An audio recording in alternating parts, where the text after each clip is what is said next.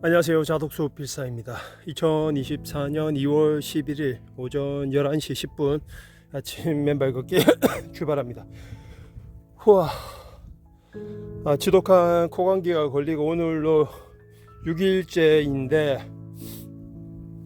여러가지 병원 약물만 빼고 여러가지 많이 해봤습니다. 맨발로도 꾸준히 걷고, 그리고 구충제를 계속 복용을 해오고, 그리고 보쌈 정식도 먹고, 따뜻한 물로 마음껏 샤워도 하고, 그리고 또 코에 수증기를 쐬면서 최대한 빠른 시간 내에 코가 원상태로 돌아오기를, 몸 상태가 돌아오기를 노력을 했습니다. 그리고 6일째가 되었고, 어제 엊그제보다는 어제가 나았고, 어제보다는 오늘이 한결, 지금은 코가 좌우로 다 뻥 뚫렸고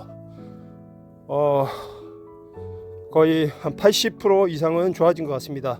찬물 샤워는 어제부터 다시, 찬물 샤워는 한 3일 정도 쉬고 어제부터 다시 찬물 샤워는 개시했고, 그리고 맨발 걷기는 계속 해왔습니다. 역시 감기가 걸리면 폐 기능 쪽에 손상이 오기 때문에 뛰는 유산소 운동에는 특히 더 힘든데 오늘도 좀 그런 거 느끼네요. 가벼운 장기침은 남아있지만 몸은 거의 완벽하게 돌아왔습니다. 맨발 걷기 하면서 1년에 한번 감기를 걸릴까 말까 했는데, 이번 코감기는 또 이렇게 맨발 걷기와 더불어 다른 병원 약물 치료 없이 순수하게 저만의 방식으로 이 감기가 이 봄이 가는 것처럼 함께 보내는 것 같습니다. 영상 3도의 날씨고, 봄 내음이 아직까지 느껴지지 않지만 아침 저녁으로는 춥습니다. 이 겨울이 가고 봄이 오는 이 과정을 즐겁게 맞이하는 중입니다. ADHD에 대해서 들어보셨죠? 주의력 결핍 과잉 행동 장애. 이것은 어릴 때 길들여진 가정 환경의 분위기와 그리고 주변의 친구들의 영향이 꽤 큰 것 같습니다. 그 중에서 가정 환경이 거의 절대적인 것 같아요. 어떤 삶의 태도와 자세를 환경된 곳에서 교육받았는지가 정말 중요한 것 같습니다. 저 역시 어릴 적부터 ADHD 증후군이 좀 있었습니다. 그렇게 지내다가 좀 주의력 결핍, 그리고 흥분할 때는 과잉 행동 장애가 어릴 적부터 좀 있었는데, 알고 보니 어린 시절 부모에게 그리고 가족에게 인정받지 못하고, 그리고 애정과 사랑을 받지 못한, 그것은 모든 우리나라 사람들 중에 한 80% 이상은 다 애정 결핍을 가지고 있다고 하니까 그 부분은 충분히 인정하고 받아들일 수 있습니다.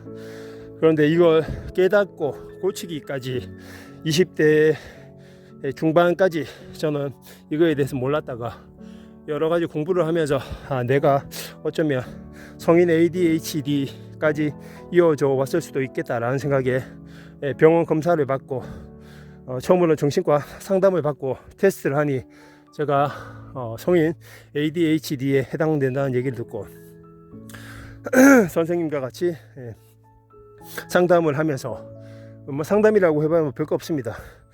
그쪽 병원에서 주로 하는 거는 약물 처방인데, 약물이 화제작이죠. 전 세계 베스트셀러 약물이라고 하는 프로작이라는 약이었습니다. 미국의 릴리사에서 제조한 프로작이라는 약인데 말도 많고 탈도 많은 약이죠. 먹으면 일단은 신기합니다. 먹기 전에는 제 정신이 집중이 안 되고 내 눈앞에 보이는 정신이 이렇게 혼미하게 떠다니는, 집중이 안 되는 상황이었는데, 그 약을 일단 복용하게 되면 그 흩어져 있던 정신들이 하나로 싹 뭉쳐지면서 잡혀가는 그런 안정감을 느끼게 해주었습니다. 그렇게 한 1년, 2년 정도 복용했나요? 복용하다 보니 그 약을 그렇게 수시로 먹는 것도 귀찮고 뭔가 우리가 알지 못할 그런 부작용이 있을지도 모르는데 그런 부작용에 대해서 의사들은 일절 언급을 하지 않기 때문에 거기에 따른 부작용은 환자들이 감수할 수밖에 없다는 것을 나중에 알게 됐습니다. 한 연구 조사에 따르면 그렇게 신경안정제를 복용한 사람들 중에 한 5% 정도에서 선택하지 말아야 할 그런 위험한 선택을 한다는 연구 결과도 보았습니다. 부작용이 심각하죠. 부작용이 심각하고 마지막에는 정말 힘든 선택을 하고야 마는데 환자들이 이 부분에 대해서는 의사들은 한마디 말도 없었습니다. 저에게 약을 처방해 주던 그 의사 또한 저에게 그 약에 대한 부작용이 없다고 했었습니다. 저에게 그 어떤 부작용도 없으니 장기간 복용해도 된다. 그것은 어떤 정신과 의사도 같은 얘기를 해 줄 거라고 생각합니다. 부작용이 있다고 하면 누가 그 약을 먹겠습니까? 그러다가 저는 약을 끊고 글쓰기라는 독서와 글쓰기라는 또 다른 장르를 발견해서 글을 쓰고 독서를 하다 보니 신기하게도 약을 먹었을 때와 비슷한 그런 안정감과 평화로움을 느끼게 되었습니다. 그리고 나서 맨발 걷기 지금 2년 차에 접어들었는데 제가 전 영상에서도 말씀드렸지만 왜 맨발 걷기가 우리에게 신경 안정제 같은 역할을 하는지에 대해서 말씀드렸는데 다시 한번 말씀드리지만 정확한 기전에 대해서는 어떤 연구 결과도 그리고 과학적인 증명도 되지 않았지만 많이 맨발로 걸어본 분들의 증언과 실제 제가 걸어본 경험에 의하면 맨발로 걸었을 때 일단은 마음이 차분해지고 조용해지고 그리고 복잡한 생각들이 다 내려지면서 이유를 알 수 없는 평온함이 찾아드는 게 가장 우선입니다.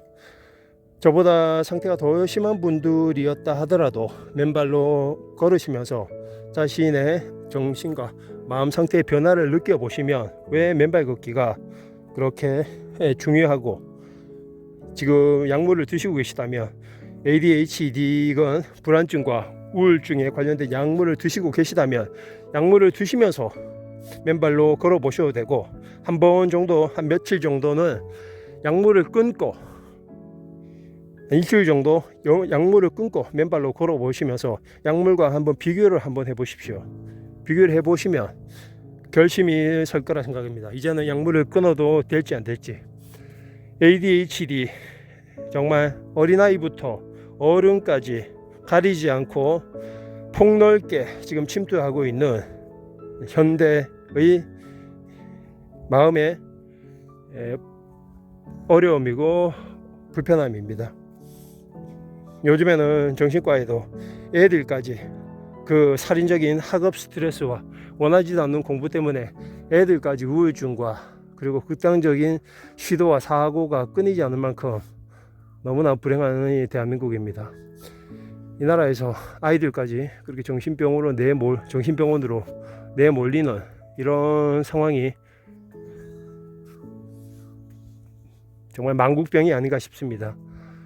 언제까지 이런 OECD 국가 15년, 16년 연속 자살률 1위라는 이런 불명예를 계속 안아야 될지 이 나라에 사는 모든 부모들이 얼마나 힘든 마음을 갖고 계실지 참담합니다. 저도 하기에 이렇게 더욱 아이들부터 어른들까지 맨발로 걸으면서 약물 치료와는 뗄 수 있으면 바로바로 떼는 게 좋다고 생각을 합니다. 멍들어가는 우리의 정신과 마음을 위해서 맨발 걷기를 강력하게 추천합니다. 감사합니다.